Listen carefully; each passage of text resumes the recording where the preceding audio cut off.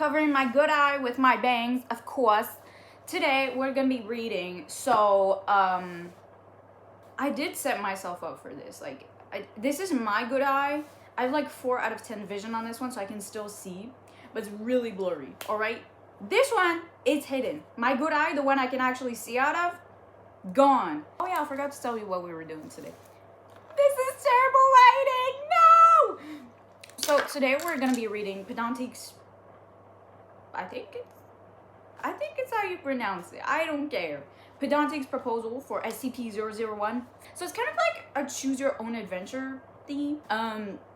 So let's get into it. Pedantique'S proposal for SCP-001 with this terrible lighting, which I should probably turn down a little bit. Let's start. Item number, SCP-001. No, there's nothing on my dress. I'm telling you, this eye's playing tricks on me. Object class. Special containment procedures. Description. So I have to click on the description, like right here. Okay. Alright. It took me to another page which is completely black. You stare at a screen. Nothing. There's nothing.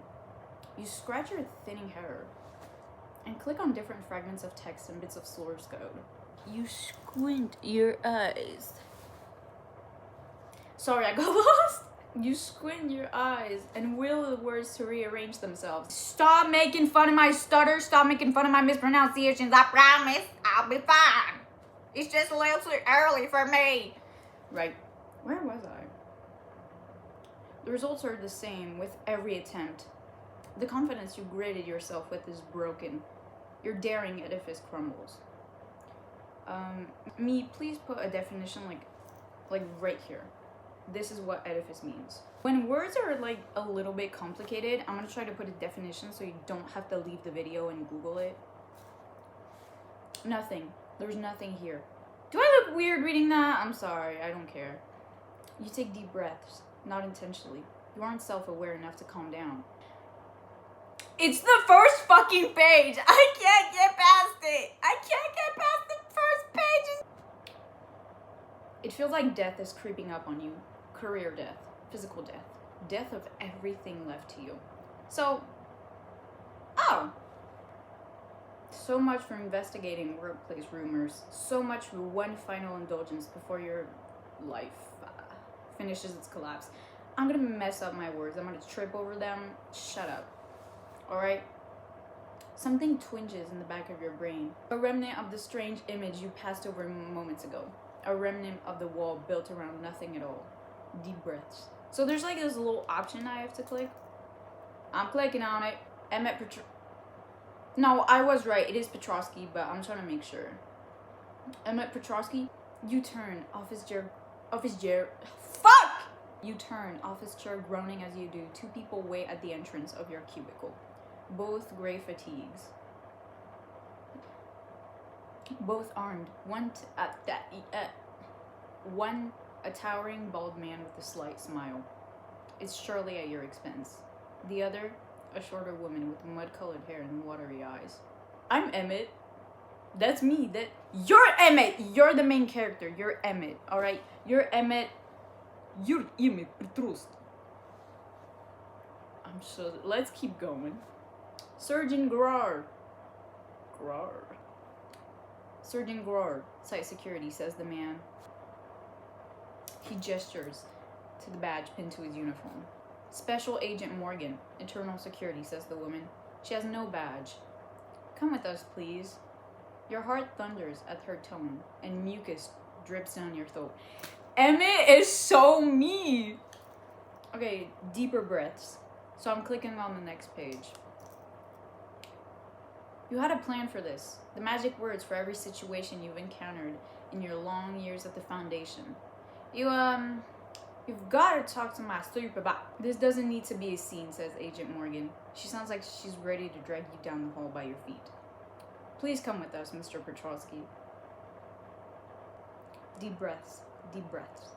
Avoid the stares of your coworkers as you pass by their tiny caves. There a lot of face crouching going on, actually. Oh my god. Don't make things worse for yourself.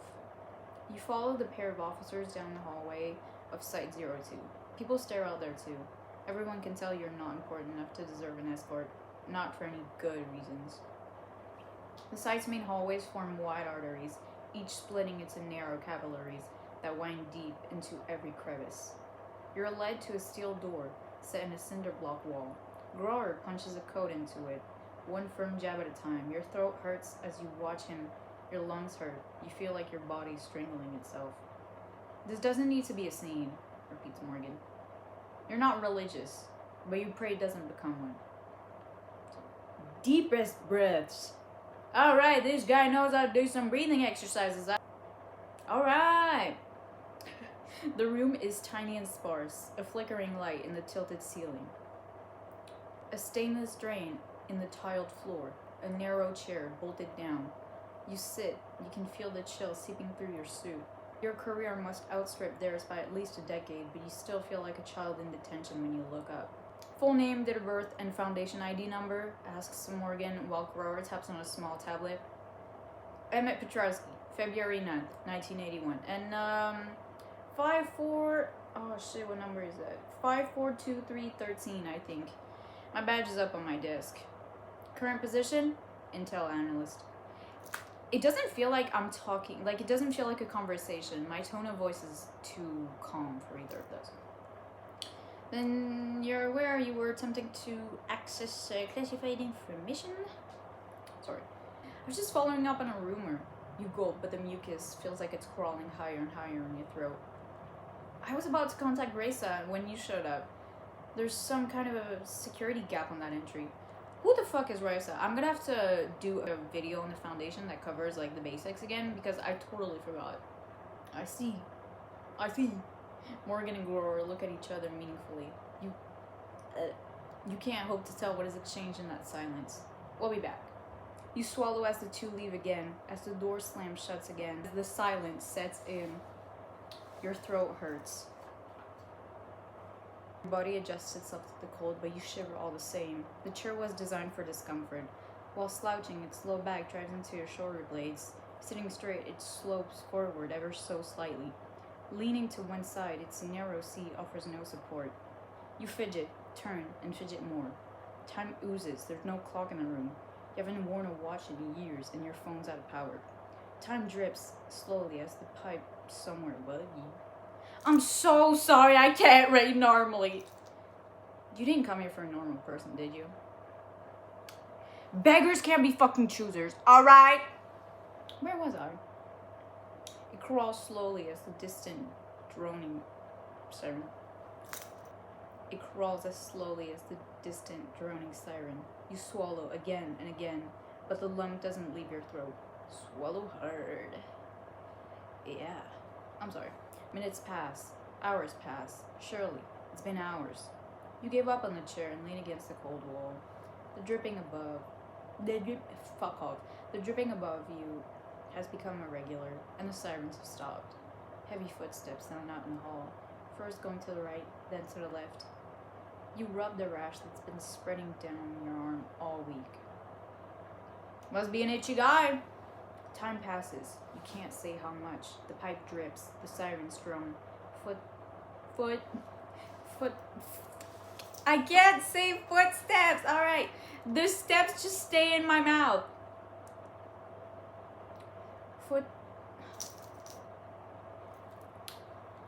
Footsteps thud back and forth. Drip, drone, thud. You swallow hard and breathe harder. You sink down the wall to sit on the floor. It's even colder, still. After a small eternity, the door opens. Swallow harder. That feels so weird. Morgan and Grower walk in. It looks like they might have changed uniforms, but it's hard to say. It couldn't have been a full day already, could it? Did you sleep? Full name, date of birth, and foundation ID number? Asks Morgan as Grower taps on a small tablet. Emmett Petrowski, February 9th, 1981. 542313. Current position, intelligence analyst. Then you're aware that you were attempting to access classified information? So, okay, I have three options here. I told you I was just investigating. I was about to call Raisa, like I said. You already asked me that. What should I say? I was about to call Raisa. I'm innocent. I'm an innocent man. That's besides the point, says Glor. I can't how many times you should have called them before you reached this point. Now you get to deal with us. Morgan doesn't look all pleased about the prospect. Now let's go over how you bypass security measures. It's very technical. You two wouldn't understand, you say. Fucking son of a bitch. He thinks he's above everyone because he's an analyst. You go with computers. Shut up! I see, says Morgan. She and Glor look at each other meaningfully. We'll be back. Oh, I pissed them all up with that. The door closes behind them. Time drips. Time oozes. It turns to the near-frozen mess you shovel off your sidewalk every year. You swallow mucus. You breathe deeply. The pipe drips. Sirens drone. You sit on the chair. You lean against the wall. You regret the idiotic decision to ever follow up on something so ominous. See the Foundation's deepest secrets, indeed. I messed up in the middle of the sentence, so I had to make it seem like it was on purpose. Time passes, somehow. Morgan and Glor walk back in. Her hair's in a ponytail now, and his stubble looks thicker. Couldn't have been more than a few days, could it? Full name, date of birth, and Foundation ID number, asks Morgan as Glor taps on a small tablet. Emmett Petrosky, February 9th, 1981, 542313. Current position? Intelligence analyst. Then you're aware you were attempting to access classified information? Alright, so we're back at the same place we were, except the one I picked is like, I don't think I can click on it again, right? It's in white instead of like light blue. So I have two options. Again, I told you I was just investigating and you already asked me that. So I'm gonna click on, I just told you I was investigating. What was the project in question? Asks Morgan. I was doing follow-up for a 2025 report on securing internal file systems. Sweat beads under your arms. You should know how important that is, right? It's critical. And you decided to pry deeply into classified information? You should know the importance of SCP-001. How else can we be sure it's secure, you say? I see, says Morgan. She and Glor look at each other meaningfully. We'll be back. Again! The door closes behind them. Time drips. Time oozes. It moves so slow it might as well be solid. You swallow mucus. You breathe deeply. You rub at your rash. The pipe drips. Sirens drone. Footsteps fall. You sit on the chair. You lean against the wall. You lay on the floor. You regret the terrible decision to ever follow up on something so ominous. Secret to health, riches, and immortality indeed. Time passes somehow. Morgan and Glor walk back in. Her hair is hanging loose, and his stubble looks thicker. It couldn't have been a week yet, could it? Full name, date of birth, and Foundation ID number, asks Morgan as Glor taps on a small tablet. Emmett Petrosky, February 9th, 1981, 542313. Current position? Prisoner? Then you are, you were attempting to access classified information. So the last option is you already asked me that. You must not have given a very good answer then, says Glor. Mr. Petrosky, please don't cause any more trouble. She rubs her temple briefly and closes her eyes. This is a very serious offense. We're only here to find out the facts. I didn't do anything wrong, you insist. I see, says Morgan. She and Glor look at each other meaningfully. We'll be back. The door closes behind them. Time oozes. It settles over you like concrete over a secret grave. It drowns you like an uncaring, unrelenting ocean. You swallow mucus. You breathe deeply. You rub at your rash. The pipe drips. Sirens drone. Footsteps fall. You sit on the chair. You lean against the wall. You lay on the floor. You regret the terrible decision to ever follow up on something so ominous. The key to the universe's heart indeed. Time passes laboriously. I have my fan on. This might be very annoying, right? Morgan and Glor walk in. Her hair's longer, isn't it? His stubble looks grayer, doesn't it? Has it been a month since they threw you in there? Months even? Could you hope to tell? Full name, date of birth, and Foundation ID number, asks Morgan as Glor taps on a small tablet. Emmett Petrosky, February 9th, 1981, 542313. Current position? I don't know anymore. And you're aware that you were attempting to access classified information?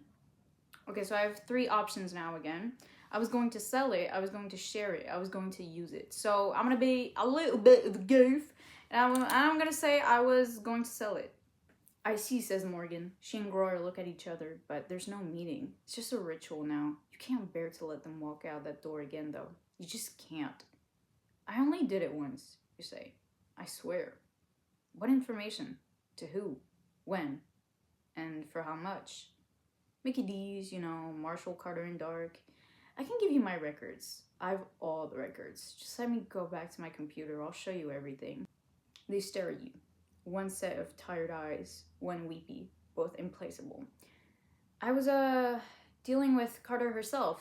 I can help you catch her. Please? Your breaths are pained. The pair stares. They loom. Time drips. They turn around. And they leave again. Your nose runs. Your chest heaves. The door opens again. Morgan and Groyer walk in. Her hair's longer, isn't it? His stubble looks grayer, doesn't it? Has it been a month since they threw you in there? Months, even? Could you hope to tell? Full name, date of birth, and foundation ID number, asks Morgan as Groyer taps on a small tablet. Each impact is dull, as fist against flesh. Emmett Petrovsky. Petrovsky! Sorry. Emmett Petrovsky, February 9th, 1981. 542313. Current position? Trapped? Maybe? I don't know anymore. And you were that you were attempting to access classified information? It's already picked. I was going to sell it. I was going to share it. I see, says Morgan. She and Groyer look at each other, but there's no meaning. It's just a ritual now. You can't bear to let them walk out that door again. You just can't. I wanted to share it with everyone on the internet. And to what end? Why share something so important? Everyone's sick of racist shit, you grumble. Losing control of something like this would have proved it. They only act like they have everything under control, like we're the only ones who ever mess up. Groyer stares, says that everything is indeed under control. Morgan says you indeed are the only one to make mistakes. Your breaths are pained, your throat hurts. The pair stares. But I don't think they can see you. They loom. Time drips. They turn around. And they leave again. Your nose runs. Your chest heaves. Your throat aches. The lights above leak. The drain below glows. Oh, they walk in again. Sorry, I forgot to read that. So I'm going to pick the third option. I was going to use it. I see, says Morgan. She and Groyer look at each other, but there's no meaning. It's just a ritual now. You can't bear to let them walk out that door again. You just can't. Anything would be better. I wanted to play God. I wanted to be God, okay? I'm sick of it. I'm sick of living like this. And what did you plan to do with that power, Mr. Bertrosky? What should I say? You'd never understand. Not either of you. When you don't know what it's like to be trapped behind a desk all day while the world falls apart. I won't justify myself. You're lucky it didn't work. That's all. That's all. Your outrage crashes against the wall that is Morgan and Groyer. They don't care. They could not possibly care. Your breaths are pained. Your throat hurts. The pair stares, but you don't think they can see you. They loom. Time drips. They turn around. Time oozes to a near stop. So there's two options again. And they leave yet again, and you take the easy way out. So I'm going to pick the easy way out. Alright? You lumber out of the narrow chair. There's no withstanding it. You'll be trapped forever if you wait any longer. Time will stop. Time will die. Time will die. And you'll be left there. Time will die. And you never will. Morgan and Groyer are bound by the same heavy shackles. Her gun rests first. His is second behind. It feels like hours before they level with you. Weeks. Years. You suffer an eternity as their fingers pull triggers. You bear empty eons as the bullets crawl from the barrel and lurch towards you. As they finish a long, blessed journey to reach you. The pain is swift, immediate, and final. Despite that pleasant embrace, the pipe keeps dripping. It drips, and drips, and drips. It's steadier than before, faster, more immediate, and it hurts. You wake face down with the rich taste of blood at the back of your mouth. It's at the front of your mouth, too. The feeling of its half-coagulated morass runs down the length of your throat. You put a tissue to your nose and try to clean the worst of it off. It's gotten everywhere. How much is even left in your body? The computer went to sleep sometime during your stupor. But you remember what you were doing before that? It's not cold in your cubicle, but you shiver all the same. You rub your rash, you sniff loudly. Not again. Absolutely not again. You run a finger down the laminated list of extensions pinned to the wall. It settles on the site's Raisa? I don't know. Representative X991. Alright.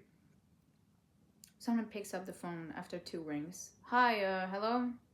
Hey, you spotter. I'd like to report a security breach. And that's the end of this one. Pick and they leave again. Morgan and Grohr are there. They aren't people anymore. Not to you.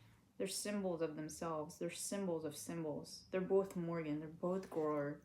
They're both Morgan and Grohr. They have become untenable entities. I'm gonna have to put a definition there. They're both untenable entities. Emmett Petrovsky, February 9th, 1981. 54-23-13, says Morgan. Emmett Petrovsky, February 9th, 1981. 54-23-13. You agree. Information analyst, says Grohr. Information analyst. You repeat. Classified information. They say together. Classified information. You're in the cell. You're facing the pair. They ask you to justify yourself. They demand answers. There's a cold chair under you. There are cold walls around you. The light is lit. The floor's solid. A plastic binder sits on your lap. It's rest, but I don't care. You could read it. The symbols in front of you demand answers, though. Answers first. Every answer. Writing the answers dry. Delve deep for new ones. Answers. Answers. So I have 3 options again. Trying to explain, try another way. There must be some way to explain. So I'm gonna pick try to explain. What is there to explain, though? You knowingly broke all sorts of serious rules and important regulations. Some kind of punishment was inevitable. You flaunted your ability to destroy your own defenses. You saw the fortifications erected around the walls of your cubicle, and you decided to undermine them. An outpouring of invaders was invited in. You can't think of anything that justifies that. How do you say that you spread your own ribs with every intention of allowing another to grasp your heart? Maybe there's something else to say. If you're in the cell, you're facing the pair. They ask you to justify yourself. They demand answers. There's a cold chair under you. There are cold walls around you. The light is lit. It's lit! The floor is solid. A plastic binder rests on your lap. You could read it. The symbols in front of you demand answers, though. Answers first. Every answer. Writing the answers dry. Delve deep for new ones. Answers. Answers. I'm gonna try another way. Hi, like super quickly, I accidentally touched another prompt with my fat finger, sorry. You were a mistake. That doesn't justify anything, but it certainly explains it. The foundation should have never hired you. The university should have never accepted you. Your parents should have never had you. Any mistakes you've made are due to those blunders. Any fault in your actions is on their shoulders. You have already absolved yourself of every responsibility. How are you to repent of their errors? But maybe there's something else to say. Try another way. My fat fingers, the screen is so tiny, I'm only reading that. You had a troubled childhood. That's it. You saw the stars fall in Chicago, and were never quite the same after that. Your parents abandoned you to run faster, and who can blame them? Pity is all anyone should see you with. You can say that much, can't you? No, not that. You grew up too average to ever dare do anything as monumental as their accusations. You're too boring to look at one's documentation. You're too unassuming to bypass firewalls and air grabs. It couldn't have been you, but it could have. Who are these 2 agents to judge you? Don't they know who you are? Don't they know how much influential your family is? This is absurd. You won't so much as respond to it. Not these accusations. Not any. And maybe there's nothing else to say. Indeed. There's nothing else to say. Your justifications have failed. You haven't convinced them. You haven't convinced yourself. And you aren't in a place to say more regardless. Sorry, my eyes hurt a little bit. You stand at an infinite line of Emmett Petrovsky's. Each wears an orange jumpsuit. Each is bound by heavy chains. Your wrists are linked to the ankles of the next in line. Your ankles are linked to the wrists of the next one behind. You all shuffled forward at a steady pace. Step by step, mile by mile, in the distance, 2 enormous chairs. Morgan and Grohr looked down on the what? I know what word it is. I can read it. procession.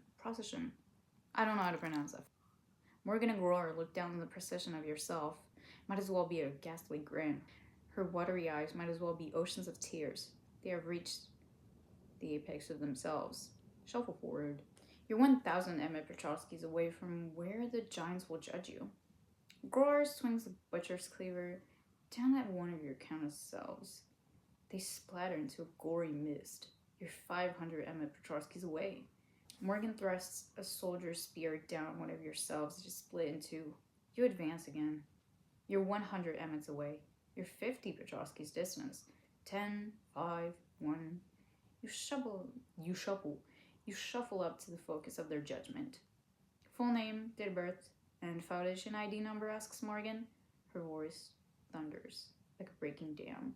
Current position, asks Goror. His voice aches like torn tendons and cracked bones. I met Petrovsky February 9th, 1981. 532313.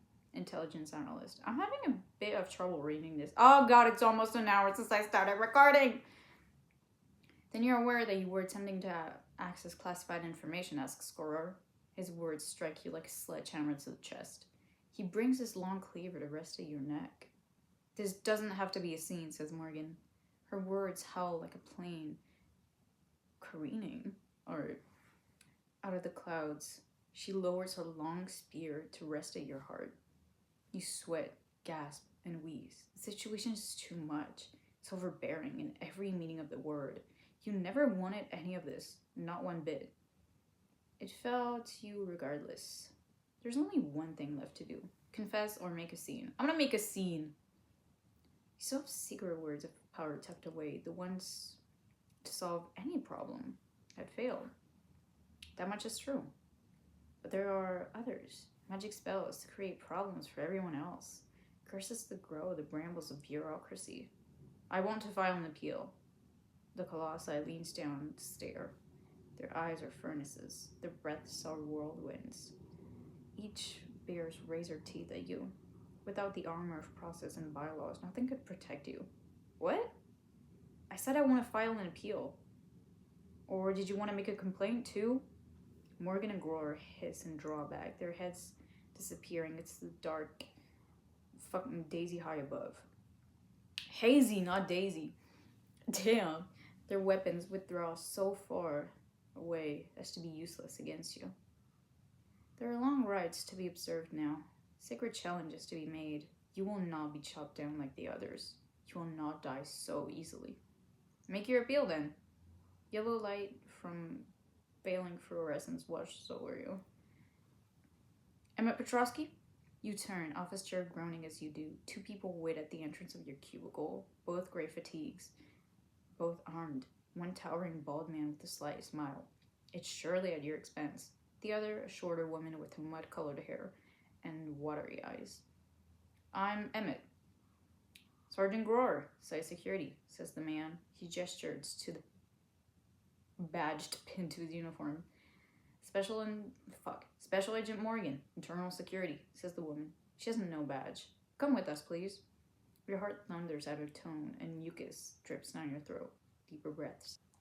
You had a plan for this. The magic words for every situation you've encountered in your long years at the Foundation. You've got to talk to my super. This doesn't need to be a scene, says Agent Morgan. She sounds ready to drag you down the hall by your feet. Please come with us, Mr. Brachowski. Deep breaths, deep breaths. Avoid the stares of your coworkers as you pass by their tiny caves. Don't make things worse for yourself. You follow the pair of officers down the hallways of Site-02. People stare out here too. Everyone can tell you're not important enough to deserve an escort. Not for any good reason. The site's main hallways form wide arteries, each splitting its two narrow capillaries that wind down every crevice. You're led to a steel door set in a cinder block wall. Crawler punches a code into it. One firm jab at a time. Your throat hurts as you watch him. Your lungs hurt. You feel like your body is strangling itself.